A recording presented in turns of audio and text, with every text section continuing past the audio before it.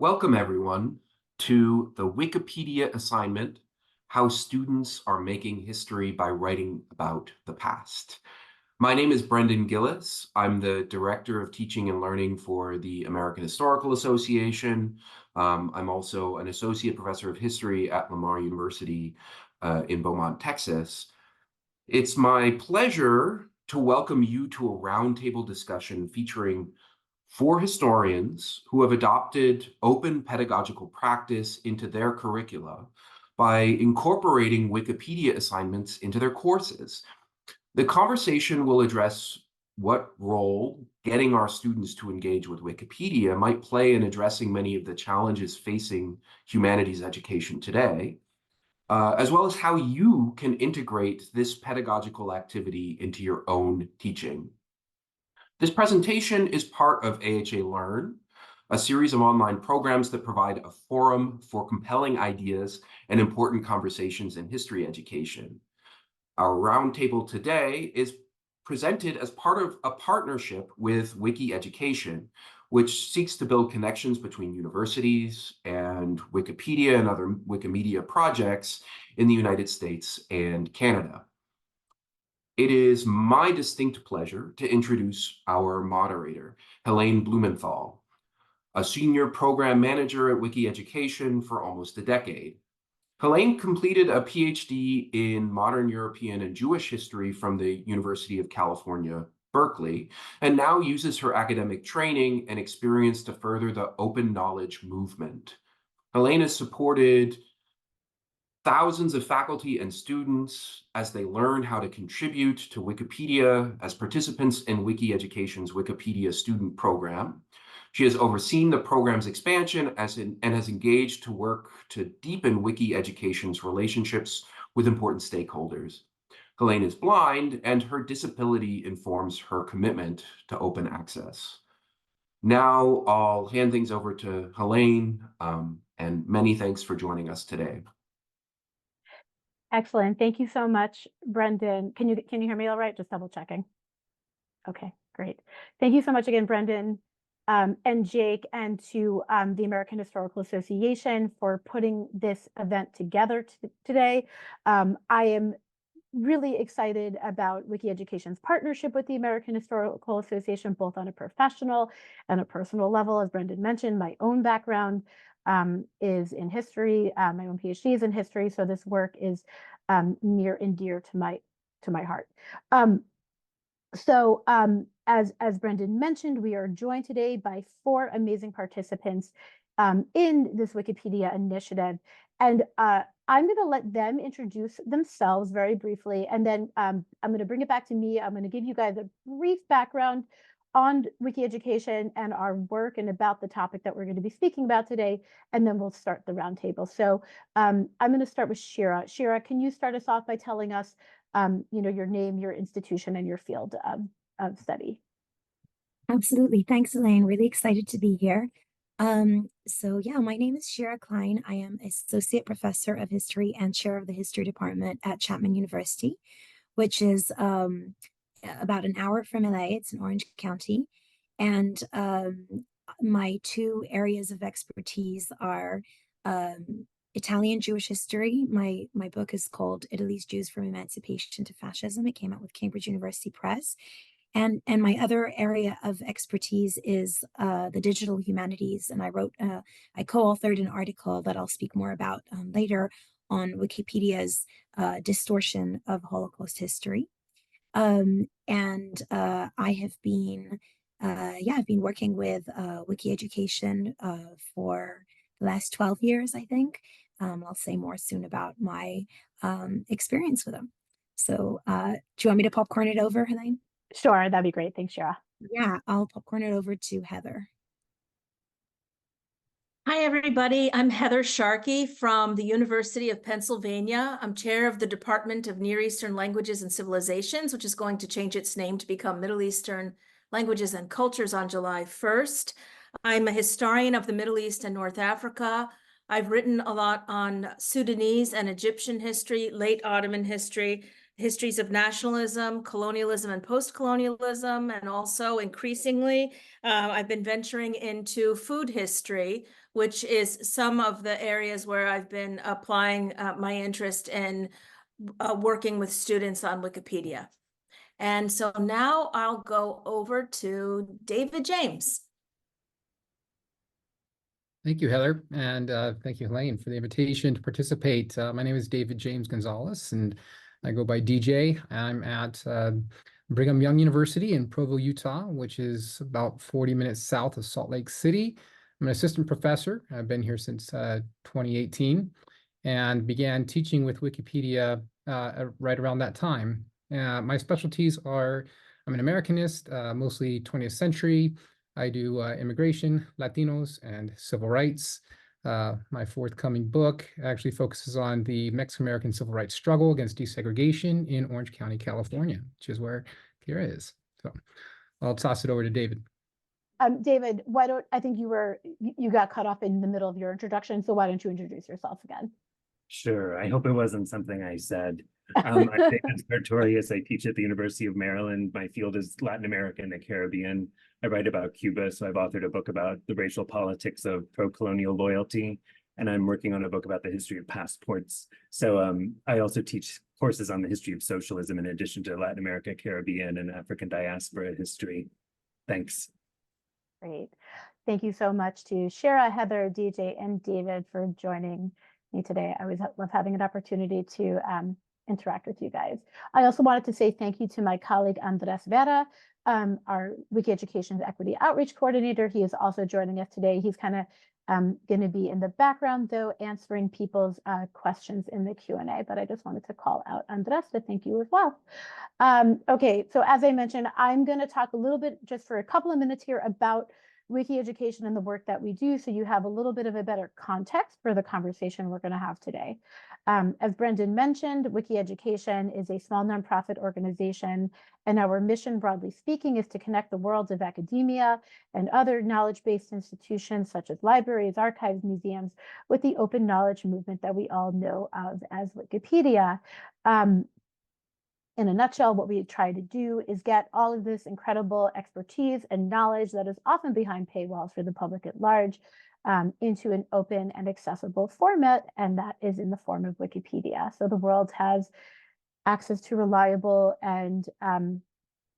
information, which as we all know, is a critical issue today. The program that we're going to be hearing about today is our flagship program, and that is the Wikipedia Student Program. It's a simple, but I think powerful concept, and that's where we provide support to faculty who ask their students to add content to Wikipedia as a graded assignment in their class. Wiki Education provides all of the background support so that students and faculty learn how to navigate on Wikipedia and to make contributions that could ultimately stick. Our support is entirely free. This program is fully funded, so there's no fees to participate. The program has been around since 2010. And just to give you an idea of the kind of scope of this program, in that time, we have worked with over 125,000 students who have collectively added over 110 million words to Wikipedia. And actually, we haven't even added in our spring 2024 numbers yet, so those are a little low, actually. And that is about 77 volumes of a printed encyclopedia. We also know that about 20% of all new active editors to Wikipedia are coming from the roughly 12,000 students that we are supporting each academic year. All this is to say that students can have a really robust impact on the creation and dissemination of knowledge in the open kind of knowledge space. Wiki Education works with all post-secondary institutions, so from the community college level on up to graduate programs, and we support all subject areas. Obviously, today we're going to be focusing on how this project can be used in the context of the field of history. So what I hope is that you all get from this roundtable is a better understanding of how this initiative works. And hopefully by the end, maybe you'll be thinking about how you might incorporate the Wikipedia assignment into your own history courses. Okay, with that, I'm gonna start our roundtable discussion. And so this first question is then gonna be for everybody. Shira, why don't we just start with you again? Can you tell us why you decided to adopt the Wikipedia assignment and in which classes you've used it? Absolutely, thanks. So I have used a Wikipedia assignment in 4 different classes. One is Migration in World History. It's a course that I teach. Another 2 are in Jewish history. One's called 3,000 Years of Jewish History. So it's a broad survey course. Another one called Jewish Life from Napoleon to Hitler. That's a comparative course on 3 countries, Italy, France, and Germany, just on the modern period. And the 4th course is called Daily Life in Modern Europe, and it's a survey of European history. And I've taught in total 14 classes. I've taught the assignment in a total of 14 classes. I've had 170 students contribute 65,000 words. And why I do this, well, it started because I really wanted to get the students thinking critically about Wikipedia. You know, they so often used Wikipedia. This is, of course, before AI. They so often use Wikipedia in their research papers, whether they were supposed to or not, usually not.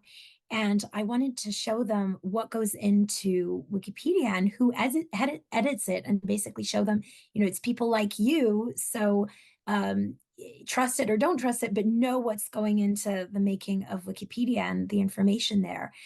So that was my first impetus.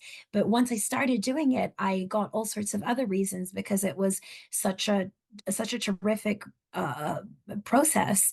And one thing, for instance, that I think students get out of the Wikipedia assignment, which I really love, is taking a step back from a thesis-driven form of writing, which is what I focus on with them throughout the semester, and taking a step back from that and writing in just like this very descriptive, non-argumentative, non-thesis driven, but very much data-based and based on reliable data way. And so I really like that, because it's a very, very different kind of writing from writing a term paper. Or even from writing like a short response on a reading or something like that. They're writing it for everyone to see, and so it has to be in really accessible language. B, their writing in Wikipedia means a sort of collaboration with everybody who's come before, so they need to learn to write organically, and C, it's because it's for such a public audience, then they take it seriously. They know that thousands and thousands of people are going to see it. So that's in a nutshell my reason. Again, I can popcorn it over to Sure. David Sartorius, maybe, because you went last. Sure, my reasons are very much the same. It's to meet students where they were with where they source their information, and Wikipedia is an all too common starting place. I also wanted them to see, sort of external to what I say in class, how different topics are represented disproportionately, and how the Wikipedia language is knowledge gaps, and how knowledge gaps often exist about the topics that I cover in my classes, be they the African diaspora, be they the history of slavery, and so on. Sometimes it's not just about the silences on those topics, but it's about the disproportionate weight given to the United States history of those topics. And so when I teach courses on Latin American and Caribbean history, it's really exciting for students to sort of globalize these topics themselves. Students, if they don't report it in the moment, several years later, they usually report that it was their favorite assignment as an undergraduate because, they often say, because someone besides you sees it. But I think what they mean more positively is that it really is out for circulation, and the work that they do kind of matters in a new way. I'll move it over to Heather. Great. Thank you. So there was actually for me a galvanizing moment, and it happened in 2018 when Donna Strickland won the Nobel Prize in physics. I was reading in the Washington Post at the time. I was shocked and appalled to discover that she did not have a Wikipedia page at the moment when she won her Nobel Prize. And that made me think, wow, who gets to have a Wikipedia page? And that made me think more deeply about the issues of content gaps and equity on Wikipedia. Around that time, I fortunately stumbled across an article on our university's library blog about a wikithon that art history PhD students did to try to increase the representation of women artists on Wikipedia. And that blog post happened to mention the Wiki Education Foundation and that they had this, they had this program and they offered tutorials. And when I looked it up and found out that there would be a way for me to connect a class to Wikipedia to learn how to do Wikipedia in terms of the writing and also the basic coding, thanks to tutorials that the Wiki Education Foundation provided, it suddenly seemed feasible because I would not have had the know-how or confidence to incorporate that into a class when it can already be a formidable challenge to be conveying content in a history class or to be conveying other skills as well, such as writing and research skills and so forth. So it was the confluence of those factors that led me to think I could adopt the assignment. I've been doing this since 2019. I've used it with students from first-year undergraduates through PhD level, and increasingly and now entirely, we team write new articles together. There's a literature on how English composition faculty sometimes have students improve the prose quality on Wikipedia or improve or expand existing articles, but we focus on writing new content and especially on topics either relating to Middle Eastern and North African history or to local history as it relates to our university and the Middle East and the wider world, such as, for example, scholars who spent part of their careers at our university and so forth.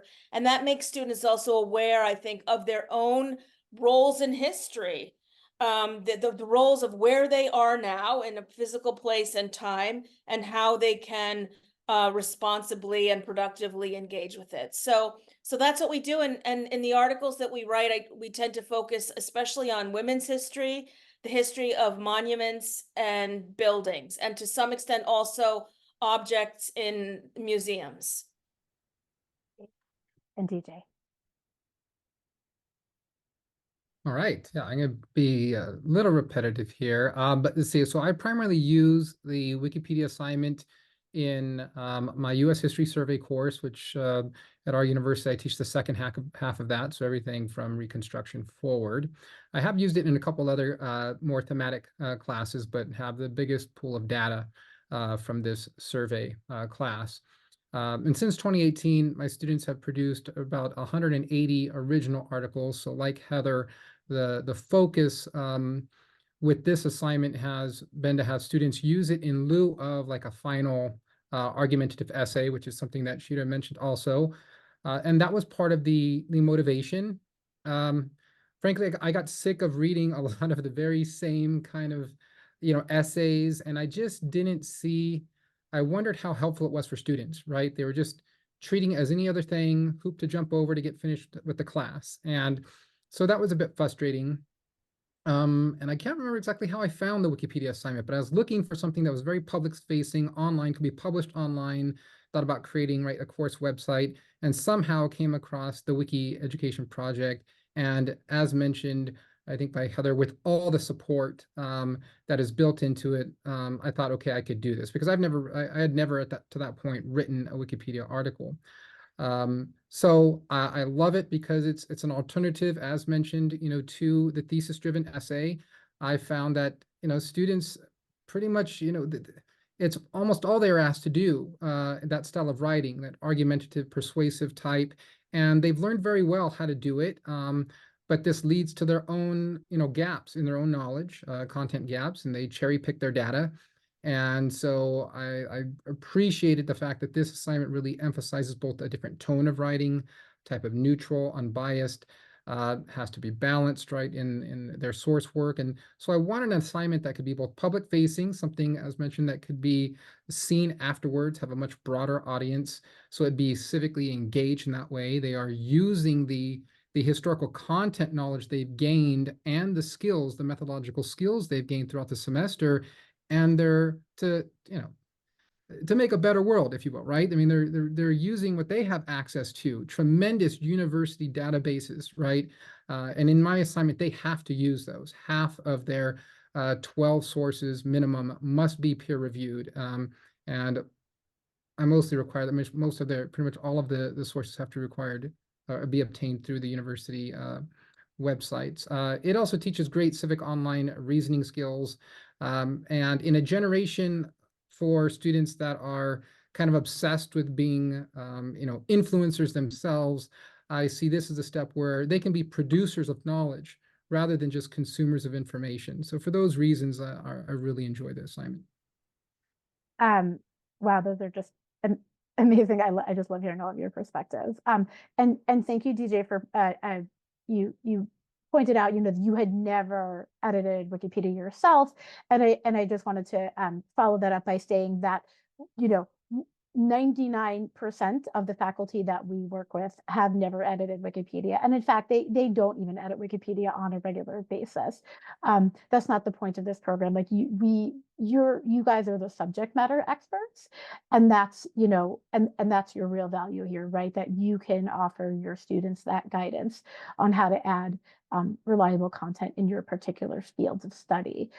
So I just want everyone to be clear that you don't have to become a Wikipedia editor. You don't have to have that expertise going into this program. That's why that is literally what Wiki Education is here for, to provide you with that guidance on how to edit Wikipedia. Okay, so this next question, I'm going to let Heather take the lead on. And again, if anybody, Shira, DJ, or David, if you want to add something after Heather's done, please feel free to jump in. But Heather, so obviously, I think all four of you kind of referenced this to some degree, but this is a public-facing project, which is, I think, not the norm for most work that students are doing at the undergraduate level. So I was wondering, Heather, if you could speak a little bit about how that affects your students, their work, and even your role in the class. Yeah, I mean, one thing that I've encouraged my students to do over the years is to publish their research papers in undergraduate research journals. I try to emphasize to them the intellectually exhilarating feeling of publishing. And by the way, I actually do retain research paper assignments as well. So I do this Wikipedia work in conjunction with those other things. But even with research papers, a lot of times students think, okay, they need to get a grade in the course so they can get their degree and graduate, and it's going to be done. But the thing about the Wikipedia work is that it is public facing and it lasts beyond them. It's a contribution that they can be making to scholarship, to build on what DJ said. They become not just producers, not just consumers, but producers of knowledge, and they're sharing with the world. So I emphasize that to them, and a concept that I've learned from you, Helaine, especially in our conversations, is the idea of digital citizenship. And I try to really emphasize that and tell the students that they can produce scholarship that fills content gaps on Wikipedia and have a lasting impact, reaching people outside paywalls. And in particular, I urge them to try to imagine really smart middle school students as a target audience and to write accordingly. And one great thing about doing this kind of public-facing scholarship is it teaches many skills that are of relevance to historians and digital citizens in general, and literary skills too. So you have to write in a way that's clear and accessible and very readable. You're not trying to sound smart or to impress people. You have to be really clear. You have to give, accurate and full citations. there are editors and students. This is what surprises students the most about Wikipedia when they start to write to it, how careful and how closely observant the anonymous volunteer editors around the world are whenever they put something up there. They say afterwards, wow, I had no idea it was so rigorous. That's what really surprises them. So you have to provide citations. That gets us into conversations about kinds of sources, which historians love. And one of the shockers for historians, I think, upon first working with Wikipedia is that you cannot use archival unpublished sources or oral sources for a Wikipedia article. And then that ends up having the effect of getting us all to talk about, well, what kinds of sources do we use in different contexts? It also makes students acutely aware of copyright issues, especially for media and photographs. And one thing that I've started to do and that I will continue to do going forward now, I just started it this year, is having students contribute image content to Wikimedia Commons with Creative Commons licenses so that they can use images. Students find that fascinating, by the way, the copyright issues. But anyway, the result is that all of what they do becomes public facing and it lasts. And I'd like to say one other thing that came up for me just this past year, which it hadn't been an issue before, but my university, the University of Pennsylvania, has decided to clarify policies on what work students can do digitally for the sake of protecting student privacy. And so we are at the moment waiting for guidelines that we could do something like, I was using a platform called Scalar to develop a website with students as well. And the university is very hesitant about having us do that if it has students' names attached. One good thing about Wikipedia also is that students can contribute to public scholarship, but there's a degree of privacy or anonymity that it maintains, especially if students choose usernames, which I encourage them to do when they're first signing up, that is not their actual name or that does not directly make it obvious who they are. So they can contribute to Wikipedia while having a degree of privacy. And it's also a collective endeavor. It also makes students aware of the importance of revision and collaborative writing and learning.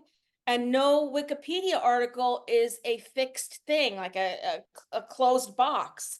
It's constantly open to improvement or expansion or clarification or correction. And that's, I think, useful for them and also useful for the public that benefits from it. And there's an ample scholarship, as Helaine knows and has cited before, of the impact of Wikipedia on various forms of public discourse, so that what students put up there in terms of new content really does have the capacity to influence public and intellectual discourses going forward.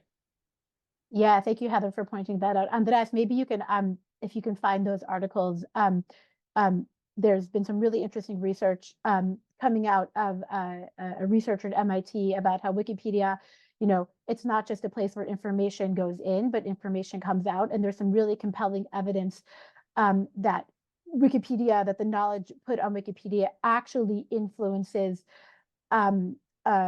future research in a number of fields. So yeah, it's not kind of this closed system. It's not this one-way system. So thank you for mentioning those, because I think those are really important findings. Do the other panelists have anything to add? I want to be mindful of the time here, especially since we had a little bit of a technical glitch. I would just add briefly that the public nature of this means that information that is behind a paywall or requires a university ID to access gets pushed beyond those boundaries. And that's an important lesson for students to learn, that they have a great amount of privilege with access to information that university libraries provide, and that there might be Wikipedia users and readers who don't have access to knowledge about themselves, the places they're from, their histories, and so on, that this becomes an important project. For example, in my socialism class, it's only by the end of the semester do students start to clue in that if one wants to see Wikipedia editing as a socialist project, they could, although I'm not trying to, indoctrinate them. I love that take, David.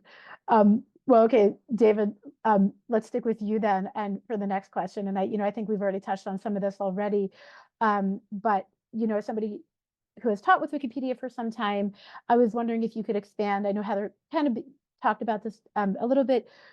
What are some of the skills that you have seen that students learn from adding content to Wikipedia? And in particular, if you could talk about how that, those in particular, how adding content to Wikipedia helps students learn kind of skills important to historical research and methodologies. Sure. I guess the broad rubric I would say is information literacy. It teaches students information literacy. And I think historians over the years have expressed that just in different terms. So we might emphasize that students need to learn the historiography of a topic, or that they need to evaluate primary sources critically, or to contrast accounts and make value judgments. But I think we really have to widen the frame for a generation that's up against a fragmented media environment just full of disinformation. So some of what I do with the Wikipedia assignments should and does reinforce what they hear in other classes about historical scholarship as an ongoing conversation. And as Heather pointed out, you can show how these Wikipedia articles are constantly being revised, right? That it's an ongoing conversation. It gets students to ask where knowledge comes from, right? They have to become aware of scholarly debate. So I use Wikipedia assignments in almost all of my upper division classes, where it's no longer just about engaging with primary sources and kind of, as has been mentioned, sort of thesis argument-driven scholarship. It's looking at what recent scholarship contributes to, adds on to, overturns, challenges, and students recognize the stakes of that. I know sometimes students will take on questions of US intervention, histories of US interventions in the world, histories of US empire, and much of what's up on Wikipedia is just grossly uninformed, or sometimes just plain wrong. And when you think of scholarship that is based on recently declassified documents about sort of expanded archival access globally, right? You can show students the opportunity to tell new stories, set records straight, and so on. I had a student in an African diaspora class get very excited about the scholarly debates about the authenticity of the narrative of Olata Equiano, who's an enslaved African who came to publish his narrative in 1789, right? So that might look like something that in a thesis-driven paper that student would have to kind of evaluate and make a judgment call on. In what this student did was develop an entire section on the Equiano article about the scholarly debate, sort of summarizing them. I had another student who was dissatisfied with the representation of hip hop as kind of as a product of US culture and history. And so she set about transnationalizing or globalizing that history, both to talk about Latin American Caribbean influences on US hip hop and the different trajectories of hip hop beyond the United States. The work that student did has been seen by more people than will ever see my scholarship, right? My published monograph and articles, right? It really goes global. So thinking of using scholarship to close the gap between scholarly conversations and public representations, admittedly, the skills veer away from argument-driven historical writing unless you build it into assignments. I have them do an essay at the end of the semester where they really need to make the case for the significance of their contribution, which involves a critical assessment of the historiography and a critical assessment of what was already available on Wikipedia about their topic. So I think there are ways, right? The avoiding primary sources, right? I think there are ways to incorporate primary sources, or making sure the scholarship that they use is based primarily on primary sources and not sort of glossier secondhand accounts. Yeah, and David, I think you make a really good point about you gave those examples of those two students, and what I think I just wanted to follow up here and say that one of the things that we talk about at Wiki Education a lot is that, right, it's not just about the content, but like who edits Wikipedia matters, and those two go hand in hand, right? So like that's why we need, that's why these students can play such an incredible role, not just in the content that they add, but in diversifying who contributes to Wikipedia. Wikipedia, the general population of people who edit Wikipedia are like 80–90% white, male, Western. This is probably not too surprising. And our students are much more representative of kind of college and university demographics. And so like by having your students participate, like they are just, kind of inherently diversifying that content, because they bring, I think, very different perspective and interests to Wikipedia than the average Wikipedia editor brings. So I just wanted to point that out there. Anybody else have anything to add? Okay, and that's actually a nice segue into my next question, which DJ, I'm going to have you tackle, talking about that representation and, Wikipedia's biases and content gaps and issues with representation. So, one of the I would say one of the driving forces at Wiki Education is to address Wikipedia's content gaps, Wikipedia's knowledge equity gaps. So that's, addressing information, peoples and subjects and places that have been historically underrepresented or left out of the record. And so DJ, I was wondering if you could talk a little bit about how your students have engaged with inequities in representation on Wikipedia. Certainly. Yes, and initially it's a challenge. They don't really know because they, the initial hurdle they need to get over is finding a topic, right? And so I put it on them to find a topic. They do this in pairs, so it is a bit more manageable. And it has to fall within somewhat the range. I do push the boundaries a little bit of our course geographically, which is US centered, but the books that they read are transnational. So it can be things that relate to US territories or US foreign relations, stuff like that. Again, mostly from Reconstruction forward, but we fudge things a bit. I teach quite a bit of Native history background in the course. And so they can choose those topics. So the first thing is that they have to narrow down a topic, and initially this seems like a big hurdle to them because they feel like everything is on Wikipedia, but very quickly they start to realize as they're reading the books that we read, which use Native authors, Black, Latino authors, scholarship that brings in a lot of women, right, etc. They start to see very quickly what's not on Wikipedia. And then the next challenge comes to be, well, can they gather enough sources? Again, for the assignment the way I cater the assignment, they have to have a minimum of 12 sources, and then half of those have to be peer reviewed, right, through scholarly journals or books, things of that sort. Once they're able to get that, though, if they're able to pick a topic that we've narrowed down, think person, place, thing, very specific event, this is a challenge for them, and then they can find those 12 sources, then it's amazing what they've been able to produce. I've found that among the 180, again, articles that my students, most of those are brand new, or I have allowed them to address, say, skeleton, right, articles that were very sparse, maybe had a few sentences and they really elaborated on a topic on that. So among that, again, collection of 180 articles, 65% have addressed either the topic of women, Native American, African American, Latinos, other, racial, ethnic racial populations, or the history of migration, which I found pretty impressive in that, again, they are developing their interests, and that's what I encourage them to do. They usually come up to me and say, well, I'm having trouble, right, finding a topic. And the first thing I go to is, well, what are you interested in? What are you majoring in? For example, at another university where I really started using this project, and I had students that was like in biomedical engineering, right?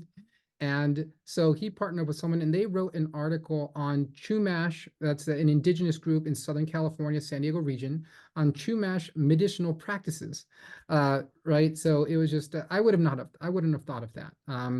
I've had, other students use the books that we have, which again, write from very different multi-ethnic and racial perspectives.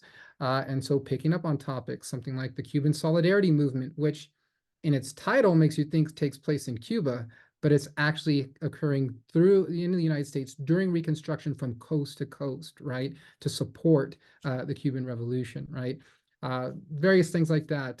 Women's suffrage associations, particularly for women of color, like the Alpha Suffrage Association. Students wrote an article on that group, which Ida B. Wells was a part of, and others. So they address it, by using some of the resources that I haven't. So I'm very cognizant of, what I assign for readings, podcasts, films, things of that sort. And I encourage them to use that as, a starting point. Try to find the time period, the geography, the theme, kind of the people that you're interested in, and then we can build out from there. Just to echo students at the end, they do write a reflective essay as part of this, and they're just always blown away what they're able to contribute and realize that there is now so much more, right? Their perspective has really been broadened to understand where these content gaps are. Your example of the Chumash medicinal practices reminds me of another case where we had a professor who teaches at a school of pharmacy at Boston University, and he actually started thinking about how his students could think about equity, and they added content on added sections on the Alzheimer's article on how it affects African American populations and Hispanic populations. And all that is to say that there's so many ways to incorporate equity into your classes in every field imaginable, actually, because these content gaps are so rife. So thank you for that, DJ. Anybody else have stuff to add? Again, I know we're running a little late here on time. Okay, then Shira, let's move on to your question. Shira, I think you've actually been teaching the longest out of the panelists here. I think 2012, is that even before my time at Wiki Education? I was wondering though, since you've been doing this for so long, if you could talk, and I know you have some really interesting things to say here about how, this Wikipedia work has affected your pedagogy, but I think in your case in particular, your research and maybe your feelings about open knowledge on, in your own particular field of expertise. Yeah, and I'll keep it short because I know that we're short on time. Yeah, I started with the Wikipedia assignments, like I said before, because they seemed like a really good pedagogical tool, and I still think that they are. But they actually these assignments led me to somewhere really unexpected, which was a publication, probably the most visible and I guess viral publication I've ever had. And it grew out of a student's edit in my course on 3,000 years of Jewish history. One of my students wanted to edit an article on anti-Semitism in post-war Poland, and I gave him to read, or I suggested a secondary source on this, which was a book by Jan Gross. And it's published by Princeton University Press, and this is a Princeton University professor, and I knew it was a reliable source. And part of the assignment was to go into the talk page, because every Wikipedia page has a talk page, which I'm sure other instructors here on the panel use, where students, I asked my student to say on the talk page what they plan to do. And the student did that and was immediately met with backlash from editors on Wikipedia, saying, "What? That isn't a reliable source, and it's just a piece of propaganda."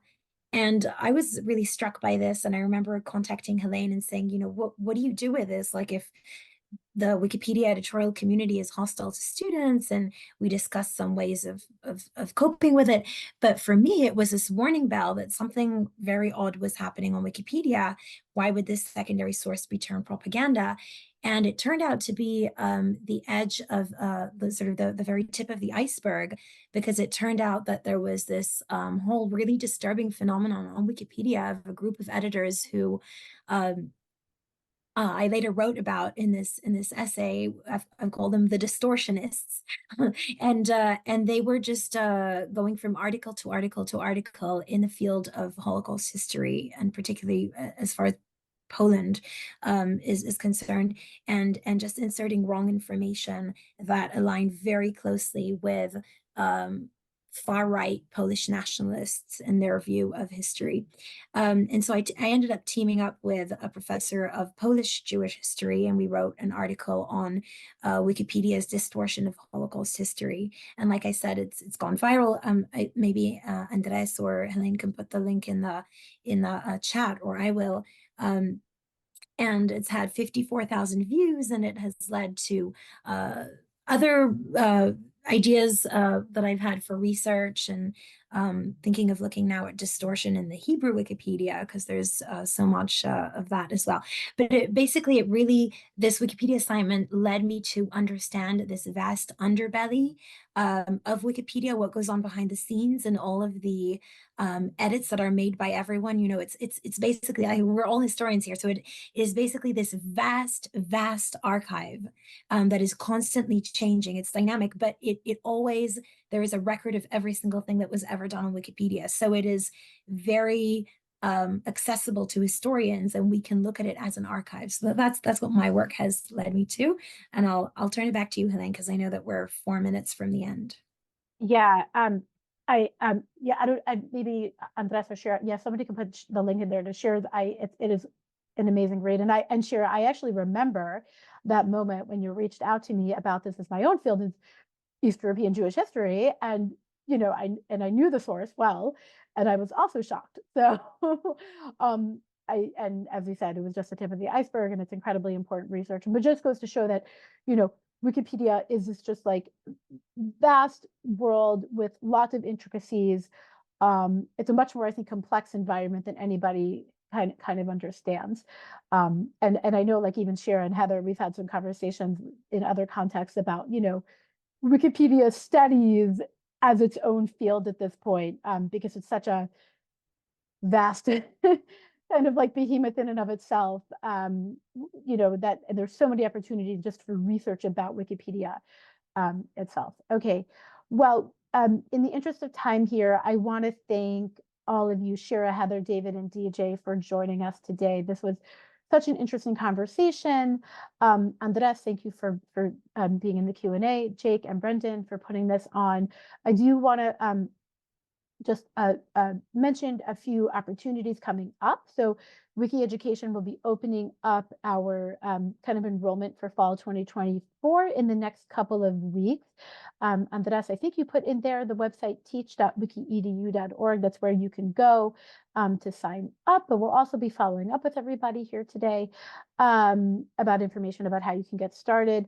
We will also be running, I believe, on June 4th, Andres mentioned. Andres regularly runs kind of webinars, runs webinars on how to get started. So today you kind of learned about what this project is, and then Andres can further guide people on kind of like how do you actually get set up with Wiki Education and our support, and that's June 4th. I don't know if you want to put the registration link in there, Andres, for the webinar on June 4th.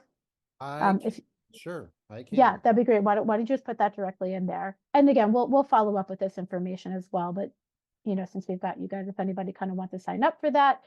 And then lastly, we also will be opening up a what's called our Wikipedia Scholars course that we're running in partnership with the American Historical Association, which will begin, I think, Jake, you mentioned June 8th. That's actually a different program that we did not speak about today, but we are happy to provide information about it. That's where Wiki Education, we actually run virtual, I think they're usually 6-week courses where we train experts, subject matter experts like yourself, on how to contribute to Wikipedia. And I think, Andres, if you want to put that, we don't have the link directly for that yet, but if you go to the learn.wikiedu.org, Andres, you can put that in there. That's where you would, that's where you'll ultimately find information about that course, which is coming up. Okay, anything, if nothing else, then I guess, Brendan, I'll pass it back to you. Thank you again to everybody. Sure. Thank you, Helaine, and thank you to all of our presenters today. That concludes the Wikipedia assignment, How Students Are Making History by Writing About the Past. We hope it was a helpful and productive event for you, despite our technical hiccups. Just a quick note to say that if you are not a member of the AHA, we hope you'll consider joining to support programs like this. And as you heard, this is part of an ongoing collaboration. There will be more programming for AHA members over the course of the summer. A recording of today's event will be emailed to you when it's available. And along with the link to the recording, there'll be more information about our programs coming up this summer. So if you didn't catch the details, we'll let you know when we follow up with everyone who registered for this event. Questions or feedback can be sent to ahaonline@historians.org. Thank you again for your patience and for attending today's session.